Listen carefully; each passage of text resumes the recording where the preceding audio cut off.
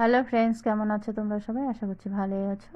আজকে বানাচ্ছি লাউয়ের ডগা পাতা দিয়ে সেদ্ধ সবজি। তো এরকম সবজিগুলো যে আছে না, শরীরের পক্ষে অনেকটাই উপকারী, আর তেল মশলার থেকে এই সবজিগুলো অনেকটাই খেতে ভালোও হয় আর টেস্টও হয়। তো আমার চ্যানেলে এইসব রান্নায় বেশি থাকে। আশা করছি তোমাদের যদি ভালো লাগে তোমরা দেখতে পারো। তো প্রথমেই দেখো আমি শাকের ডগা পাতাগুলো কেটে নিয়েছি। তো কেটে বেশ সুন্দর করে পরিষ্কার করে ধুয়ে রেখে দিয়েছিলাম।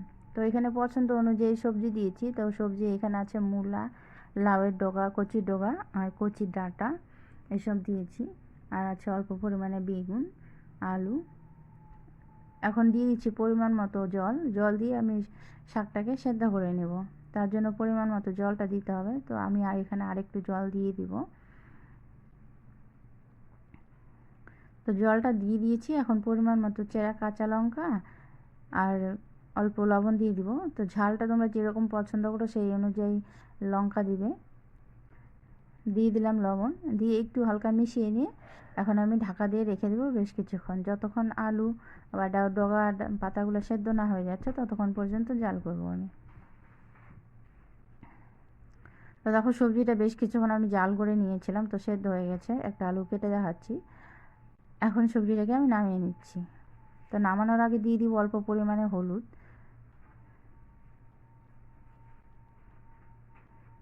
হলুদটা দিয়ে একটু মিশিয়ে নিয়ে সবজিটা আমি নামিয়ে নেব। তো সবজিটা নামিয়ে কড়াটা আবার আমি গরম করতে বসিয়ে দিয়েছি। তো গরমও হয়ে গেছে। এখন আমি এর মধ্যে দিয়ে দিলাম সর্ষের তেল। আর এইসব রান্নাগুলো সর্ষের তেলে করতে ভীষণ টেস্টি হয় খেতে। আর দিয়ে দিচ্ছি কয়েকটা শুকনো লঙ্কা। শুকনো লঙ্কার ফ্লেভারটা না এই সবজির মধ্যে খুব ভালো লাগে। আর দিয়ে দিচ্ছি থেতো করে আদা।